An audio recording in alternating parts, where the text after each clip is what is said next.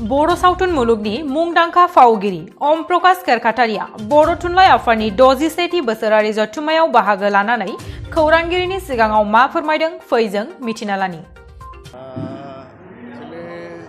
सिजौ फिल्मा जोंना 2019 निफ्रायनो जोङो जागायजेनदोंमोन। ओमफ्राय जोंना टटेलि जोबनायाव जोङो मथा-मथि बोसोरसेसो नांदों आरो। दा जोबनायनि उनाव अनेक दा रेसपन्स मोनगासिनो दं।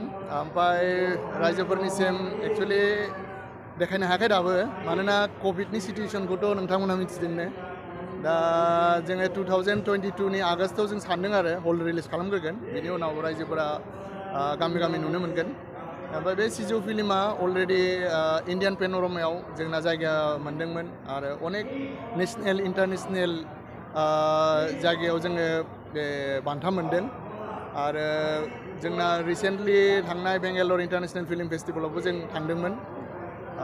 आरो जोङो जुननि 18आव ग्रीसआवबो जोंखौ इनभाइट खालामदों। जों सेलेक्शन जादों। दा बेयाव जों थांनायनि प्लेनिं लादों जुदि जेबो प्रब्लेम जायाबा। आरो आं बिराद एक्साइटेड जानानै दं, मानोना सिजौ फिल्मनि थाखायनो दिनै जोंनि माने बर' साहित्य सभायाव आंखौबो लिंदों। आं बिराद माने खुसि, मानोना बेफोरबादि प्लेटफर्म मोननाया बहुद गोग्गाथाव खोथा। नायनोसै नोंथांमोननिबो आशीर्बाद नांगोन, रायजोफोरनिबो आशीर्बाद नांगोन बेसेसिम आवगायनो हायो।